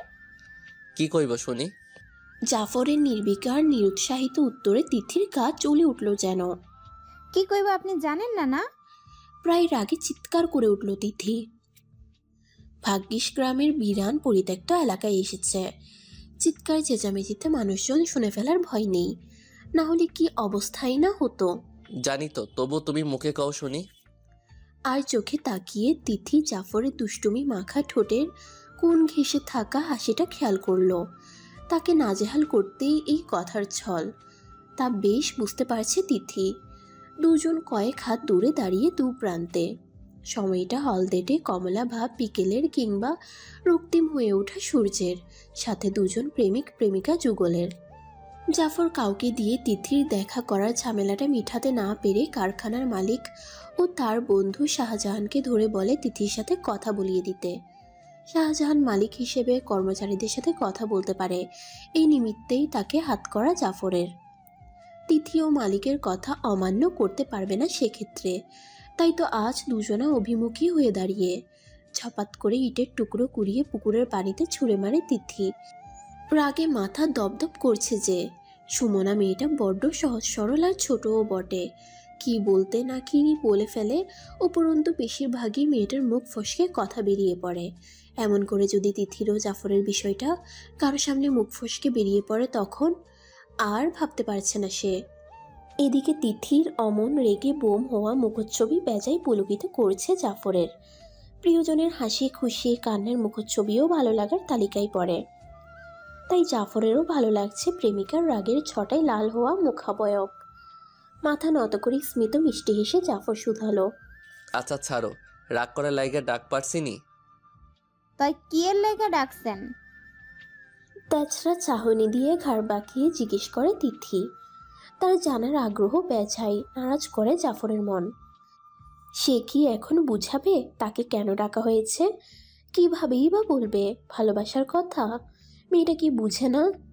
আর নাকি না জানার ভান করছে? করলেও বা সে কেন তার ডাকে সাড়া দিয়ে এলো? বুঝো না? সোজাসুজি প্রশ্ন জাফরের, যাতে মেয়েটাকে একটু ভরকে দেওয়া যায়। কিন্তু পরক্ষণেই চাল উল্টে ভারী পড়ল জাফরের উপর। তিথির কথায় সে ভরকে গেল। আলাদা ভাবছিলাম, তয়ার হকগুলের মতো আপনিও। কি আর করা, হুদাহুদি সময় নষ্ট। ভেংচি কেটে কথাগুলো বলে হাঁটার পথ ধরল তিথি। বেচারা তা দেখে কতক্ষণ থম ধরে থমকে দাঁড়িয়ে রইল। অতঃপর দৌড়ে পিছু ছুটল তিথির। সেটা বুঝতে পেরে মিটিমিটি হাসতে লাগলো তিথি। শুরু হলো ভালোবাসার আরেক অধ্যায়। শেষটা কেমন হবে? সুখের নাকি দুঃখের সমাপন? সিথিবুর, কি হইছে রে? তারে দেখি না যে কদিন ধইরা। রমনা অন্তঃসত্ত্বা বিদায় বাপের বাড়ি আসা তার, না হলে শ্বশুরবাড়ি থেকে বের হওয়ার ছুতো পায় না বেচারি। গতর খাটিয়ে গোয়ালের কাজ করতে হয়, এখানে এসে যা একটু আরাম। ও বাড়িতে সেটা হয়ে ওঠা ব্যারাম। কইবার পারতাছি না, বউ তো মাসখানেক ওইল কাম সারছে। এইডা লইয়া ঘরে মেলা অশান্তি চলতেছে। মাইরও খাইছে আম্মার হাতে, তাও কেমনে জানিরা কারে না মুখে। ও বাড়িতে সেটাও হয়ে ওঠে ব্যারাম। রমনার প্রত্যুত্তরে তৃথির দুঃখে ভরা জবাব। অবশ্য বেশ চিন্তিতও দেখা যাচ্ছে মেয়েটাকে। আমার তো ডর করতাছে রে তিথি। নসিমন পাশ থেকে বলে ওঠে। তার মুখে ভয়ের কথা শুনে তিথি আতকে উঠে বলল, কি কও, আমারও তো ডর লাগতাছে। বুর বড় কোনো অসুখ হইল নি? আরে সেরি কি কষ্ট, অসুখ আইব কে? তাই যেটা আইছে ওইটাও কম বড় অসুখ না। কি হইছে বুর, তুমি জানো নি? কও দেহি আমারে। নসিমন কি বলবে এই মেয়েকে ভেবে পেল না। যদিও জাহেদ ও সিথির প্রেমের খবর তাদের জানা, তবে বিয়ের খবরটা এখনো চওড়া হয়নি। যদিও জাহেদ ও সিথির প্রেমের খবর তাদের জানা, তবে বিয়ের খবরটা এখনো চাউর হয়নি। যখন বিষয়টা উদ্বেলিত হবে তখন আর ভাবতে পারছে না। চোখে মুখে ধেয়ে আসা ঝড়ের আভাস পায় নসিমন। জাহেদ দেখতে সুদর্শন হলে কি হবে, উপর দিয়ে ফিটফাট ভেতর দিয়ে সদরঘাট ধরনের, বিধায় নসিমন পছন্দ করতো না। যখন সিথির কাছে ছেলেটার কথা শুনলো তখন সরে আসার কথা বুঝালো, কিন্তু মেয়েটা শুনলে বা বুঝলে তো। এই সেরি, সেদিন কথা শুনানোর লাইগা খাড়াইতে কইছিলাম, খাড়াইলি না কে? সুমনার একদম সামনে দাঁড়িয়ে জাফর প্রশ্নটা করলো। বেচারির শরীর তখন বাঁশপাতার মতো তিরতির করে কাঁপতে লাগলো ভয়ে, যেটা জাফরের চোখে অচিরেই ধরা পড়লো। ছেলেটার আগে লাল মুখও হয়ে পড়লো। মেয়েটা তার কথা তো বুঝেই না, উল্টো পাল্টা ঠিকই বুঝে নেয় নিজ থেকে। গঞ্জের থেকে ফিরছিল জাহেদের বিয়ের প্রয়োজনীয় জিনিসপত্র কিনে। ভ্যান বাড়ির দিকে পাঠিয়ে সে হেঁটে হেঁটে আসছিল বাকি পথটুকু। হাতে কলা খেতে খেতে আসছিল। কোন শয়তানে পেয়েছিল কে জানে। দানযুক্ত কলা ছিল বিধায় মুখের ভেতর থাকা দানাগুলো সুমনের মুখে ছুঁড়ে মারল। বোধগম্য হলো না যে এর পরিমাণ কি হবে। সুমনা কিছুক্ষণ দাঁড়িয়ে বোধগম্য করার চেষ্টা চালালো যে হলোটা কি। মুখে আঠালো ভাব, দানাসহ বিশ্রী অবস্থা। যখনই আমলি এলো বিষয়টা কান্না করতে লাগলো। অল্প বয়সের মেয়ে, তাও অবুঝ বালিকা। জাফরের মাথায় যে শয়তান চেপেছিল, মাত্রই সম্মুখে থাকা মেয়েটার কান্নায় হুঁশ এলো। কি করেছে সেটা দেখতে পেল। কিছু বলবে মুখ খুলে তখনই সুমনা দৌড়ে চলে গেল। কিচ্ছুটি বলার সুযোগ হলো না, শুধু আফসোস ছাড়া। মোল্লা বাড়িতে আজ বিচার এসেছে। বিচার এসেছে তাও কার নামে? ভদ্র সুলভ আচরণের জাফরের নামে। জান পরানি ট্যাপ ট্যাপ করে তাকিয়ে আছেন জাহানারা বেগম সুমনের পানে। বোঝাই যাচ্ছে তিনি বিশ্বাস যাচ্ছেন না সুমনের কথাটা। যে ছেলে ভদ্রলোক নামে খ্যাত, সে নাকি এমন অভদ্রতার কাজ করেছে, আদৌ বিশ্বাসযোগ্য? জাহেদ খুব একটা লেখাপড়া করেনি, 8 পাস করেছে কিনা তাও সন্দেহ। জাহেদের পরের জন জাকির, সেও সভ্য, শান্ত ছেলে তবে গোমূর্খ। শান্ত ছেলে তবে গোমূর্খ, একেবারেই যাকে বলে বকলম। কিন্তু জাফর মেট্রিক পাস ছেলে, তার কত শিক্ষিত বন্ধু বান্ধব তার, সেই ছেলের নামে বিচার? বাবা, তোমার মনে হয় কোনো হানে ভুল হইতাছে। দেখো দেখিনি তোমার বইনে কার লগে কি। বাকিটা আর মুখে উচ্চারণ করলেন না, কথাতেই বুঝিয়ে দিলেন কি বলতে চেয়েছেন। সামনের ছেলেটাও দায়ভারের দায়িত্বে সমাজের কটু কাটব্য মুখস্থে নিয়ে রেখেছে, তাকে আর হাতে কলমে বুঝিয়ে বলতে হবে না। তবে এই মহিলার মুখ যে চৌড়া সেটা তার জানা আছে। ছাড় যে দেয় না কাউকে, সেখানে নিজের ছেলের করা অপরাধ যে শিরোধার্য করবেন বিষয়টা তেমনও নয়। বানের জলে ভেসে যাওয়ার মতো কথাগুলো তুড়ি মেরে উড়িয়ে দিবেন। তবুও সে এসেছে বিষয়টা জানিয়ে রাখার কারণে। ওই যে সমাজ বলেও একটা কথা আছে না? আম্মা, যাই কইছেন আর কইবেন না, আমি জানি আমার বোন কেমন। নিজ হাতে বড় করছি, মাইয়াটা বড় হইতেছি, কয়েকদিন বাদে বিয়া দিমু। রাস্তাঘাটে আপনার পোলাই এমন করলে মাইনে সে খারাপ চোখে দেখব, আপনার পোলারও খারাপ কইব। আমাগোর লোকে তো আর আত্মীয় সাজে না, তাহলে কেয়ার লেগা ওর লোকে এমন করতে যায় জাফরে। সাবধান কইরা দিলাম, আপনারাও সম্মানে থাকেন, আমাকেও থাকতে দেন। ভদ্র ভাষায় বলে গেলেন সুমন। জাফরের বয়সে লেখাপড়াও করেছেন ম্যাট্রিক পাস পর্যন্ত। তার প্রতি একটু হলেও ঈর্ষান্বিত জাহানারা বেগম। একদিকে কেউ ঘরে বউ তুলে তো অন্যদিকে কারো হৃদয় পুড়ে। কারো সুখের জোয়ার আসে, অন্যের সাথে সাথে সেই সুখের জোয়ারে দুঃখে ভাসে কেউ। বৃষ্টিতে ভিজে যাচ্ছে দোআঁশ মাটির বুক। ঝুপ শব্দের অলঙ্কারে বৃষ্টি ক্রমাগত বড় বড় ফোঁটাও হার মানছে ভিড় করা পাড়া প্রতিবেশীদের পদার্পণে। টিনের চালার বৃষ্টির সেই তীক্ষ্ণতার শব্দ আরও একজনের চিৎকারের হাহাকারে হার মানছে। ঘরের দোর গোড়ার সামনের অংশটুকুতে সাদা কাপড়ে কারো মৃতদেহ ঢাকা। ভাগ্যিস এই বাড়তি জায়গাটা রয়েছে বলে, না হলে এই বৃষ্টিতে উঠানের কোথায় রাখত মৃতদেহটাকে। তার পাশেই স্তব্ধ হয়ে বসে দুজন বয়স্ক মানুষ, দু এক ফোঁটা জল তাদের চোখ দিয়েও ঝরছে। তবে বলা মুশকিল আদৌ তাদের এই কান্নার কারণটা কি। সিথি গলায় দড়ি দিয়েছে কথাটা পাঁচকান হয়ে গ্রামে ছাউর হতে বেশি সময় নেয়নি। তাই তো এই প্রলয়কারী ধ্বংসকারী বৃষ্টিতেও মরা বাড়িতে মানুষের উপচে পড়া লোক সমাগম। তাদের আগমন ঘটে বাড়িতে শোকোৎসব মাতমের মতো রূপ দেখে অনেকেই বিলাপ কাতরোক্তি দিচ্ছে এবং কি সহমর্মিতাও দেখাচ্ছে, কিন্তু কোনো কিছুরই একজনের কানে যাচ্ছে না।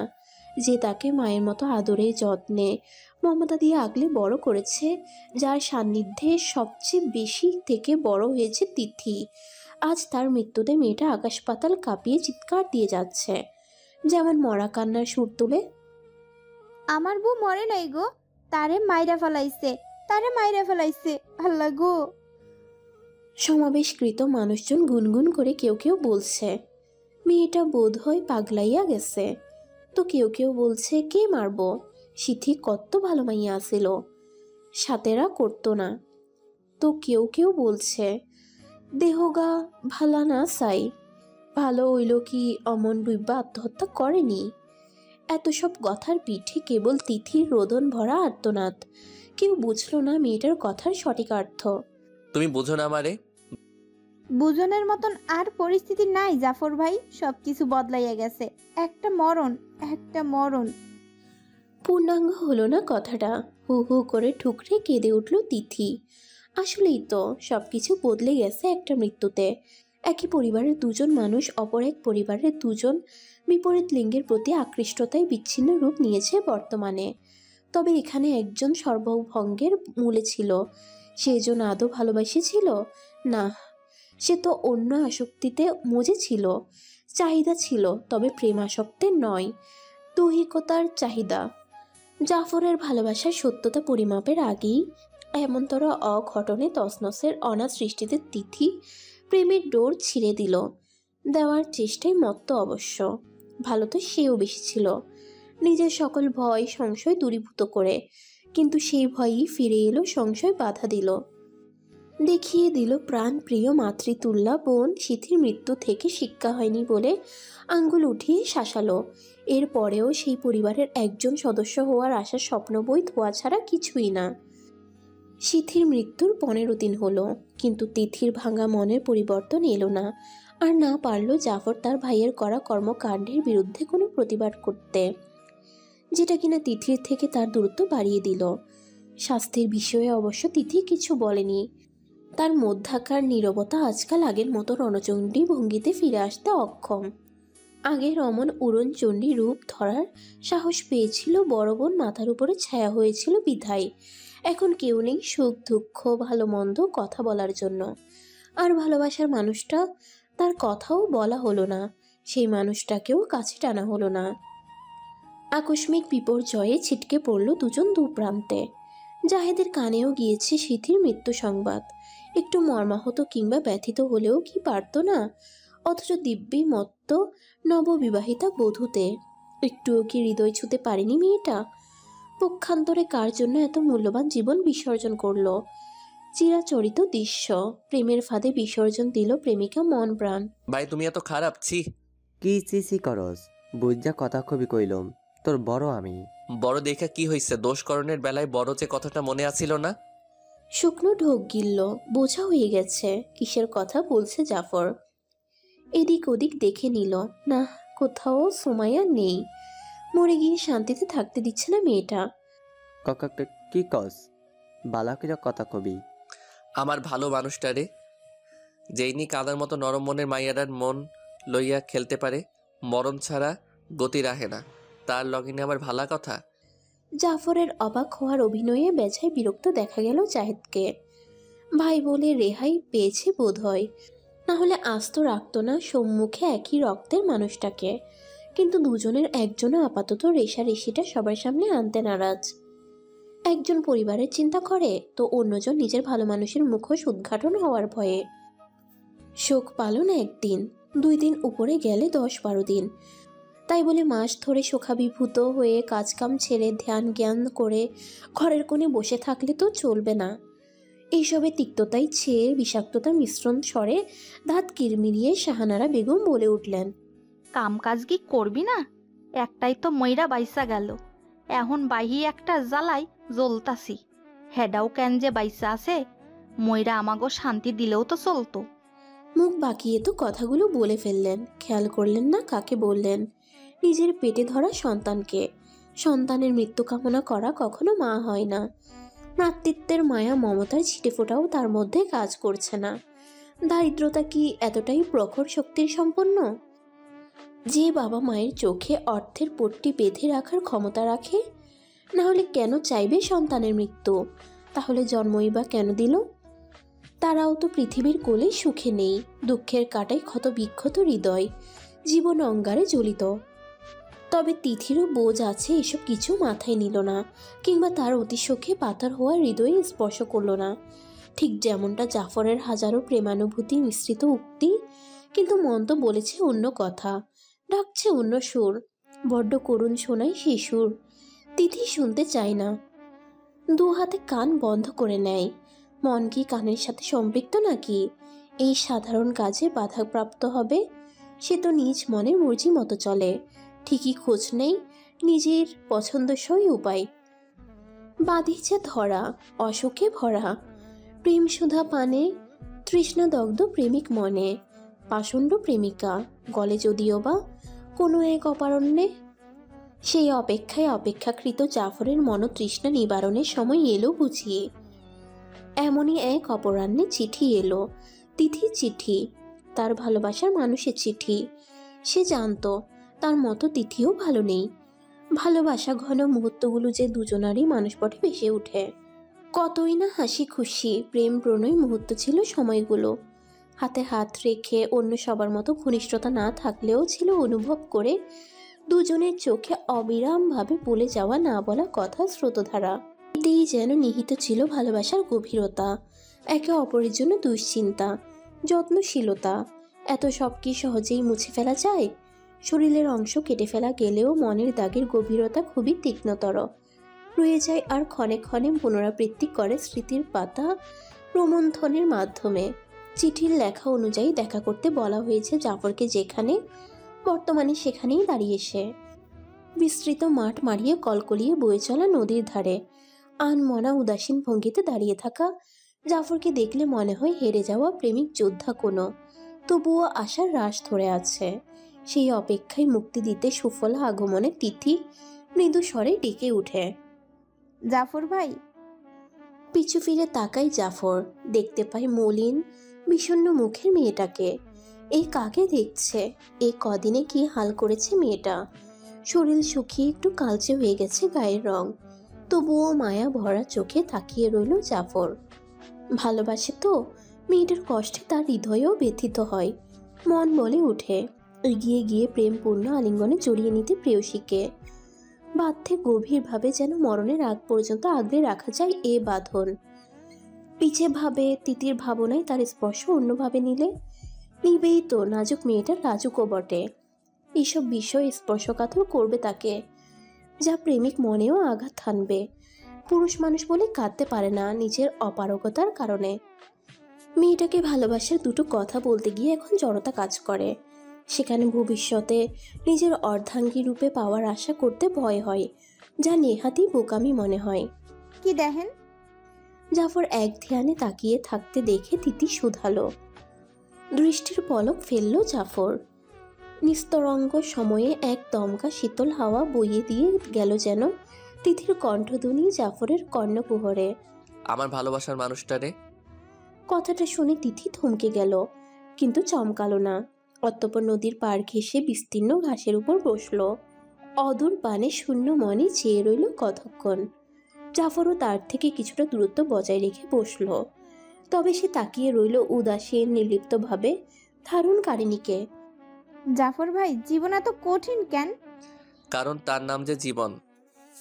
দুঃখ সুখ মিলাইয়াই তো মানুষের জীবন।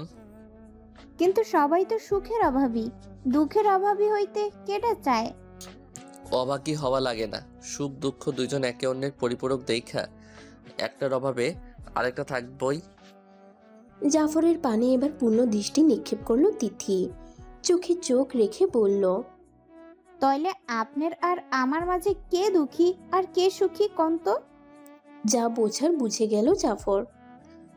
জাফর সুখী হলেও সে সম্মুখে থাকা মেয়েটার মাঝে তার কিছু সুখ ও স্বপ্নের অংশ নিহিত, সেটা বলার জন্য মুখ খুলল।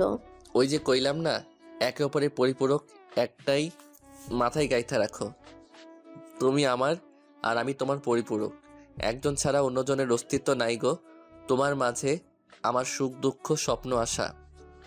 বলি এই প্রথম এগিয়ে গিয়ে তিথির দুহাত নিজের মুঠোয় নিয়ে ফের বলল, তুমি যেমন আমারে ছাড়া থাকবার পারো নাই, আমিও তোমারে ছাড়া এতদিন ভালো আছিলাম না। বুকটা খালি আমাগো পথ আলাদা না জাফর ভাই? উত্তেজিত জাফর মুহূর্তে স্তব্ধ। শান্তম বনে গেল তিথির কথায়। ঢিলে আসা মুঠো হতে হাত ছাড়িয়ে শুধালো ফের, হ্যার পরেও ভালোবাসি আপনারে, আশা করি, স্বপ্ন দেহি, জানি কাজ ভাঙানোর মতন সেগুলা, তাও মন্ডারে মানাইতে পারি না। দু হাতে মুখ ঢেকে টুকরে কেঁদে উঠল মেয়েটা। অসহনীয় পীড়ায় দুজনেই জ্বলিত সীসা যেন। তিথি ভাবছে কোন আক্কেলে সে এই ভুল পথে পা বাড়ালো। ওই যে নিষিদ্ধ জিনিস, যা মানুষের আসক্তি, এক সময় না এক সময় সেটা আকৃষ্ট করে নেশায় পরিণত করে। এই প্রেম ভালোবাসা কখনো করবে না করেও আজ অকল পাথারে হাবুডুবু অবস্থা তার। ডুবছেও না তীরে, ফিরতেও পারছে না, আর না গন্তব্যে। কারখানার অবস্থা মন্দাভাব চলছে। পুলিশ এসে সিলগালা করে দিয়ে নিয়ে গেছে জালের কারখানার প্রায় অনেক মালিককে। তবে শাহজাহানেরটাতে সবকিছু লুটপাট করে নিয়ে ট্রাকে বোঝাই করছে, কিন্তু তাকে ধরতে পারেনি। তাই তিথিদের এখন কদিন ছুটি, কাজ নেই, বাসায় বসে সময় কাটানো ছাড়া। মুন্সিগঞ্জের প্রায় বিবাহিত অবিবাহিত মেয়েরা অবসর সময় কিংবা জীবিকার উদ্দেশ্যেও হিসেবে এই জালের কাজই করে থাকে। এখন মন্দা সময়টাতে অলস সময় কাটানো ছাড়া গতি নেই। তবুও খালি বসে থেকে দু পয়সা আয় করার বিকল্প হিসেবে অন্যদের বাড়ির ধান শুকানোর কাজ করে। এই যা সময় চলছিল। কারখানা ওদিকে চালু হওয়ার নাম নেই। আস্তে ধীরে আবারও কারখানার অবস্থা ফিরিয়ে আনতে হলেও সময় লাগবে মাস 2-3 মতো। এই জন্য জাফরের বাবা সিদ্ধান্ত নেন তাকে বিদেশে পাঠাতে। এই নিয়ে কথাবার্তা বলে কাগজপত্র রেডি করে ফেলেন তিনি। জাফর কিং কর্তব্য বিমূঢ় যখন, চোখের তারায় কেবল তিথির অসহায় নদীর পাড়ে ক্রন্দনরত স্মৃতি ভাসে তখন। তিথি বাসায় না? ওর ঘরে। কালো মুখ করে বললেন শাহানারা বেগম। দিনকাল চলছে না খেয়ে। এর মধ্যে তিথির সখীর গোষ্ঠীদের দেখলে মেজাজ যায় খারাপ হয়ে। তবুও ভালোভাবে ভদ্রতা বজায় রেখে মুখ কালো করে যতটুকু বলেন এই ঢের, নয়তো ওনার যেই না কাচির মতো মুখ। তিথির চোখের নিচের কালো রেখার প্রদর্শিত চিহ্ন যেন বলে দিচ্ছে মেয়েটার গত হওয়া কত শত নিদ্রাবিহীন রাত্রি যাপনের। সাহিত্য তিথির শিওরে গিয়ে বসলো নসিমন, সাথে সুমনাও এসেছে। কতদিন হয়ে এলো তিথির দেখা মিলে না। সিতিবুর মৃত্যুর আর জাফর ভাইয়ের বিদেশ গমন যেন ভেঙে দিয়েছে মেয়েটাকে। ঝুলে থাকা রশ্মি তলে জ্বলন্ত মোমের মতো কাজ করেছে বিদেশ যাত্রা। সান্ত্বনা বাণী যেখানে তুচ্ছতম, তবুও নসিমনের আশা ভরসা হয়ে সহমর্মিতা হয়ে সাহস যোগান দেওয়ার জন্য। কারণ পরিস্থিতিটাই এমন। স্মৃতি তো মরে গিয়ে বেঁচে গেছে, যদিও সেটা ধর্মবিরোধী কাজ। তবে যারা বেঁচে থেকে জিন্দা লাশ, তাদের অনুভূতি কেমন? তিথির অবস্থা এখন তেমনই, অনুভবের বাইরে, আবার আর্তনাদ হিসেবে গুমড়ে মরা ভেতরে ভেতরে। কোন দেশ যাইতাছেন? মাথা নত জাফরের জবাব। তিতির ভাবাবেগ নেই, অনুভূতিহীন সে। জড় পদার্থে গড়ে দিয়েছে সিথির মৃত্যুর পার্শ্ব প্রতিক্রিয়া অর্ধেক, আর বাকি অর্ধেক জাফরের দূরে যাওয়ার ভীতি কাজ করেছে, যার দরুন এত সব দম বন্ধকর পরিস্থিতিতে আজ মেয়েটা অনুভূতিহীন। জাফর বলেছিল তাকে চিঠি পাঠাবে, কিন্তু সেখানে বাদ সাধে শাহজাহান। অল্প শিক্ষিতা তিথি এসব চিঠি আদান প্রদানে অজ্ঞ। উপরন্তু জাফরের পরিবারের কাছে ধরা পড়ারও ভয় নিহিত, কারণ চিঠি আসবে সেখানে আগে। তাই শাহজাহানের পরিকল্পনা মতে চিঠি আদান প্রদান করার কাজ সে না হয় করল সাবধানতা অবলম্বন করে, কিন্তু দেখা যায় পরিবেশ বুঝে পরিস্থিতির পরিবর্তন। কথাই আছে, বাণিজ্যে গেলে বাণিজ্যের ভাও। বিদেশে গিয়ে সেখানের পরিবেশে নিজেকে মানিয়ে নিতে নিতেই সময় লেগে যায় জাফরের। পরিবারকেও চিঠি পাঠানোর সময় হয় না, আর না মনের মস্তিষ্কে কারো স্মৃতিতে কুটকুট করে। কাজের চাপই প্রথম দিকে এমন, আর সেও মানিয়ে নেওয়ার চেষ্টায় অব্যাহত। এমনই করে মাসেক খানিক চলে যায়। অতঃপর চিঠি পাঠায় জাফর সময় বুঝে, কিন্তু সেখানে কোথাও তিথির নাম নেই, থাকার কথাও না।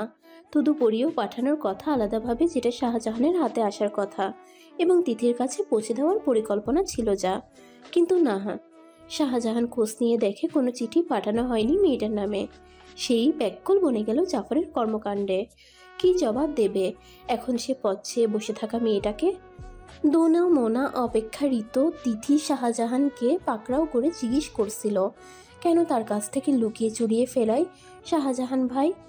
তার কারখানাতেও কাজে নেয় না এখন আর তিথিকে, যে মানুষটার জন্য এত কষ্টের মধ্যে টিকে আছে একটু সুমিষ্ট ফল লাভের আশায়।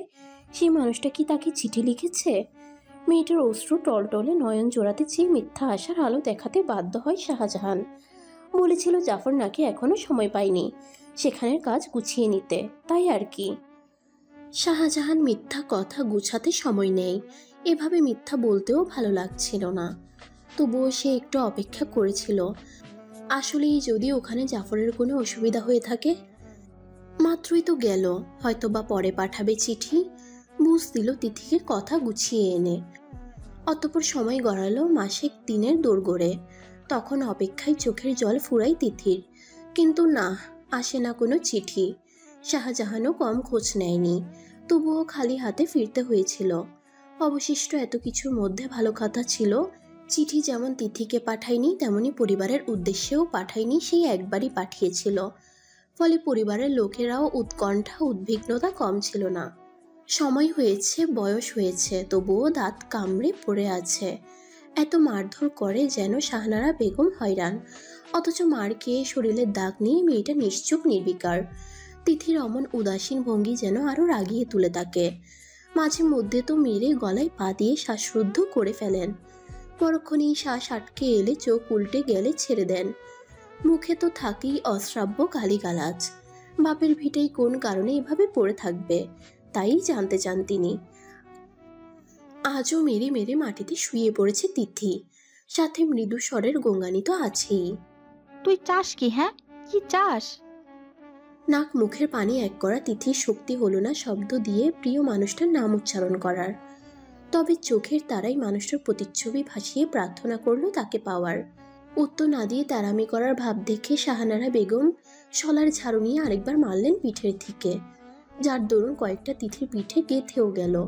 আবার থামলেন, ঝাড়ুটা ছুঁড়ে মেরে চলে গেলেন। গতকালও তিথিকে দেখতে আসা ঘর ভেঙেছে মেয়েটা। মানুষজন এসেছিল দেখার জন্য, অথচ সে দরজায় খিল দিয়ে বসেছিল। তার এমন কীর্তিতে বেজায় রেগে আজ ছাড়লেন শাহানারা বেগম। মাথায় বোঝা হয়ে রয়েছে, স্বামী জুয়ারি, পেটে ভাত মিলে না, এমত অবস্থায় ভালো ঘর থেকে বিয়ে দিচ্ছে মেনে নিবে তা না, অভিনয় শুরু করে দিয়েছে।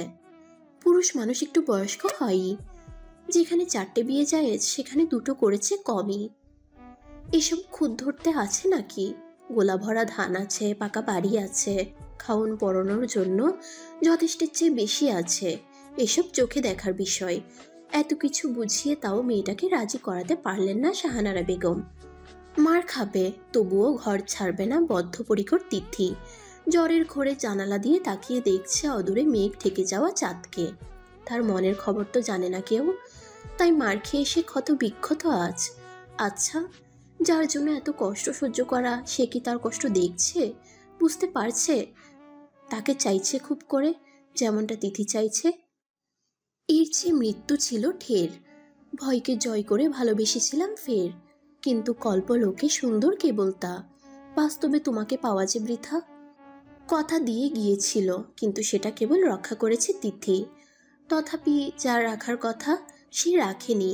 কেন রাখেনি তা উল্লেখ করেছে নিখোঁজ হওয়ার 5 মাস পরের পাঠানো এক চিঠিতে। সেই খবর শাহজাহান এনে দিয়েছিল। জাফর বিয়ে করেছে। বজ্রধ্বনি বিচ্ছুরিত হয় তিথির মনে মস্তিষ্কে। হয়তো ভুল শুনছে, নয়তো বিপরীত ব্যক্তি ভুলভাল বকছে। শয্যাশায়ী রুগ্ন ভগ্ন তিথি একটু আশার আলো পেয়ে, অর্থাৎ শাহজাহানের কাছ থেকে জাফরের চিঠির কথা শুনে বহু কষ্টে উঠে বসেছিল। অথচ এমন এক খবর তাকে ধরাশয়ী করে ভূখণ্ডে আশ্রে ফেলল। তার অত্র জীবনের কষ্ট যেন এই একটা সংবাদের থেকেও সহ্য সামান্য ছিল। বহু কষ্টে চোখ খুলে কাতর হয়ে প্রশ্নবোধক দৃষ্টিতে চাইলে শাহজাহান দৃষ্টি ঘুরিয়ে জবাব দিল, ওখানে পৌঁছানোর পর দিয়ে কই মাস উদয় হয়ে গেলি, মনে আছে? মাথা নাড়াই তিথি। তা দেখে ফের বলা শুরু করে, ওর টাইফয়েড জ্বর ধরা পড়ে, কেউ নাই দেখভাল করনে লগা। বাংলাদেশে পাঠানোর মতো অবস্থা আসছিল না। তখন ওর বস সিদ্ধান্ত নিল, ওইখানেই রাখে সুস্থ করে তুলবে যতটুকু পারে। তো দেখভালের লগে বাঙালি মাইয়া দরকার। বিদেশিরা তো এই কাম করতো না। খোঁজ লইয়া একখান মায়া পাইয়া গেল। ফরাজে যখন রোগ ধরা পড়েছিল, তখন থেকে ওর আলাদা ঘরে রাহে। সেই মায়াটারও পাশে লগে একখান ঘরে থাকতে দিল, যেন সেবা যত্ন করতে সুবিধা হয়। এতটুকু বলে থামল শাহজাহান। বাকিটুকু বলার ইচ্ছা কেন, সাহসই জুটল না। চিঠিতে শুধু লেখা ছিল, অসুস্থতায় অমন সেবা যত্ন পেয়ে ভালো লেগে যায় মেয়েটাকে তার। তাই ভাবলো বিয়ের বয়স ও পরিবারের ইচ্ছেও তাকে বিয়ে দেওয়ার, সেজন্য মেয়েটাকে বিয়ে করে নিল। অথচ আসল খবর টেলিফোন যোগাযোগের মাধ্যমে পেয়েছিল শাহজাহান। আসলে তার খুবই খারাপ লেগেছিল তিথি নামক মেয়েটার অপেক্ষায় কাতর হয়ে প্রতিদিনকার দুর্দশার দৃশ্য দেখে। কার না মায়া লাগবে এমন স্নিগ্ধরূপী মেয়েটার প্রতি, মেয়েটার ভালোবাসার জন্য অসীম ধৈর্যের সাথে দেওয়া অপেক্ষার পরীক্ষা দেখে। মালয়েশিয়ার এত শত অচেনার ভিড়ে যদিও বা একজন বাংলাদেশি পেয়ে কিছুটা স্বস্তি বোধ করেছিল জাফর, তথাপি তার আগেই একদিন জ্বরের ঘোরে তার দ্বারা অনর্থক ঘটনা সৃষ্টি হয়ে যায়। সেবিকা মেয়েটাও একটু আধটু জাফর নামের ছেলেটার সেবা করতে গিয়ে ভালো লাগার বীজ বপন করে ফেলে মনের বাগানে। তা একসময় ভালোবাসায় পূর্ণ গাছে পরিবর্তন হয়। এর থেকে সেও বাধা দেওয়ার মতো কোনো কারণ দেখেনি। উল্টো এমনতর কাজ মেয়েটাকে যেন পেয়ে বসলো জাফর নামক সুদর্শন পুরুষকে কাছে পাওয়ার তাড়নায়। ভালোবাসার নজরে যত্ন আত্মীর বাহানায় জানান দিতে লাগলো জাফরকে তার ভালোবাসার কথা। জাফর প্রথম দিকে এড়িয়ে গেলেও পুরুষত্বের সংযমে বাঁধ ভাঙতে সক্ষম হয় মেয়েটি। আর জাফরও তো পুরুষ মানুষ, যা আগুন নারীর সংস্পর্শে এসে গলে গিয়েছে। অতঃপর বিয়ে সেখানে ফরজ হয়ে যায় বিধায় স্বামী স্ত্রীর বন্ধনে বাঁধতে হয় তাদের। তিথির উৎসুক উদ্বিগ্ন নজর ভাবনার চেতনা থেকে বাহিরে আনলো শাহজাহানকে। সে বসা থেকে তড়িৎ গতিতে উঠে বাইরে চলে গেল। তার পক্ষে জমানবন্দিতে বলা সম্ভব নয়, কিছুতেই নয়। এসব বলারও যোগ্যতা রাখে না। তবে অন্য উপায় রয়েছে তিথির জ্ঞাত করার। কিন্তু তিথি তার যাওয়ার মুহূর্তে দম আটকানো গলায় কেবল এতটুকু শুধালো, নাম কি তার? নেসার। ভাগ্যের ফেরে আজ দুঃখিনী সে, আজ নয়তো জন্মকাল থেকেই। জন্ম হয়েছে কেবল দুঃখ বোধকে আলিঙ্গন করতে। নিদারুণ কষ্ট সইতে সইতে গা সওয়া এই কষ্ট নতুনত্ব এনেছে জাফরের বিশ্বাসঘাতকতা। যদিও বা তার কাছে সেটা মনে হলেও আপাত দৃষ্টিতে জাফর সেটা মনে করে না। সে তো তিথির অস্তিত্ব আছে বলে মনেই করে না। ভুলে গেছে কি না, নাকি তার এত প্রেম ভালোবাসা নিবেদনীয় সকল কার্যক্রম ভ্রম ছিল, মিথ্যে ছিল? কিভাবে ভুলে গেল মধুমেয় সেই সময়? যাই বলুক না কেন, জাহেদের রক্তের ভাই কি না বলেই এই ধোকাধারী রক্তে তাদের প্রবাহমান। হাতের কাগজের টুকরোটা যত্নে রেখে দিল বালিশের নিচে। শাহজাহান কারোর উল্লেখ করে চিঠিটা পাঠিয়েছিল। এ নিয়ে কত শতবার যে বিনিদ্র রাতগুলোতে পাঠ করেছে তার বলার অপেক্ষা রাখে না। অবশ্য চোখের নিচে কাজলের নেই মোটা কালিও সেই চিহ্ন বহন করে। আজকালের তার দিন কাটছে এই অন্ধকার ঘরের অন্ধত্বে বিস্তার করে। খাওয়া দাওয়ার ঠিক নেই, আর নেই বাইরে বের হওয়ার তাড়না। যেন অপেক্ষা ফির কোনো কিছুর, হয়তো মৃত্যুর। মেয়ের অমন দশা দেখে দুশ্চিন্তাগ্রস্ত হন শাহানারা বেগম। মারধর করেন না আগের মতন। মেয়ের অমন সহনশীলতা দেখে নিশ্চুপতা, শান্ত ভাব ভেতর থেকে নাড়িয়ে দেয় যেন তাকে। মৃত্যুমুখী অবস্থা দেখে বিমুখতা ফিরে আসতে বাধ্য হন। বিধ্বস্ত রূপী থেকে ফিরিয়ে আনতে বিয়ে দেওয়ার পরিকল্পনাও হাঁটেন মনে মনে। অথচ একই কাহিনী, মেয়েটা বিয়েতে রাজি নয়। মেয়ের এবারও বিমুখতা নারাজ করে তুলে শাহানারা বেগমকে। তবে এবার তিনি বুদ্ধিমত্তার সাথে পরিচয় দিয়ে রাজি করার বন্দোবস্ত হেতু নসিমন সুমনা রমনাকে ডেকে পাঠান। নসিমন সুমনা এসে হাজির রমনার বাচ্চা, ছোট বলে আসতে পারে না। নসিমন সুমনা এসে হাজির, রমনার বাচ্চা ছোট বলে আসতে পারে না। বিছানার সাথে হেলান দিয়ে আনমনা তিথি দরজার সামনে তাদের খেয়াল হতেই অবাক হয়ে তাকায়। নসিমন ও সুমনা এগিয়ে এসে দুপাশে দুজন বসে। নসিমনই আগে কথা শুরু করে। কি খবর তোর? আমার বিয়াতেও আইলি না যে? তিথি স্মিত হাসলো কেবল, কারণ জানা সত্ত্বেও মেয়েটা তাকে কথা বলানোর জন্যই এমনতর প্রশ্ন শুধাচ্ছে। কথা কবি না তিথিমণি, আর কত শখ অসুখে ভোগাবি? তোর জীবনের দাম নাইকা? ওই হারামজাদার জীবনের দাম এতই বেশি তোর জীবনের চাইয়া? ওই নিমক হারামি লেগা তোর জীবনের হাসি খুশির জলাঞ্জলি দিবিনি? এসবের যোগ্য ও নয়। জানালা গলিয়ে বাইরে তাকিয়ে থাকা নির্লিপ্ত বৈরাগী উদাসীনতা তিথি যে তার কথা কানে তুলে নিয়ে জান পরানি বুদ্ধিমান নসিমন ধরতে পারল। আসলে কথা হলো যে জেগে জেগে ঘুমায় তাকে আর ঘুম থেকে জাগানোর প্রয়োজন নেই। তিথির হয়েছে সেই দশা, তাকে নিজ থেকে সাহস সঞ্চার করতে হবে।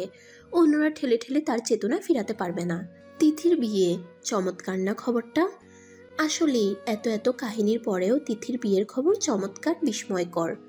মনে আছে শুকনো পাটকাঠি, কালো গাত্রবর্ণের মেহুলের কথা? হ্যাঁ, সেই মেহুলের সাথেই তিথির বিয়ে, আর প্রস্তাব নিয়ে এসেছিল শাহজাহান। শাহজাহানের অপার অনুরোধে তিথি রাজি হয়েছিল, আর বাদ বাকিটা নসিমনের সেদিনের কথাই। সেদিন সে সর্বত্রই কর্ণগোচর করেছিল, তবে ভাবনা জগতে বিচরণ করে বাস বিচার করেছিল বলেই নসিমন ধরতে পারেনি। যাই হোক, মূলত বিয়ে হচ্ছে, মেয়েটার একটা গতি হচ্ছে, এতেই যেন শাহানারা বেগমের চোখে মুখে উপচে পড়া খুশি বের করেছে। কে না চায় সুখের হাতছানি দেওয়া হাত ধরতে? চায় না তারা, যারা ভালোবাসার মানুষের কাছে পোকার মতো ধোকা খেয়ে ধাক্কা খেয়ে তারার মতো খসে পড়ে। জীবনের গুরুত্ব, পরিবারের গুরুত্ব তাদের কাছে ভালোবাসার মানুষের ভূমিকা বেশি। না হলে কেন মরবে অমন ধোকা দেওয়া অমানুষটার জন্য? ওইসব অমানুষকে ডিজার্ভ করে এত গুরুত্বপূর্ণ জীবনের হায়াত? তিথিও এত সব ভেবেই সিদ্ধান্ত নিয়েছে কার জন্য সে মরবে, অশ্রু ঝরাবে সেই মানুষটার জন্য যে তার অশ্রু জীবনের মূল্য বোঝেনি। তাই তাকে যে ভালোবাসবে, তার কষ্ট ভুলিয়ে তাকে ভালো রাখবে, সেই মানুষটার কাছেই তিথি ভালো থাকবে। আর মানুষটা হলো মেহুল, যে কিনা জেনে শুনেই তিথিকে আপন করার অপেক্ষাই ছিল এতদিন।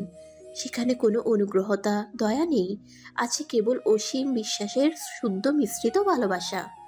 যে ভালোবাসা তিথির শোক অসুখকে ভালোবাসার অসহ্য অসুখে পরিবর্তন করবে।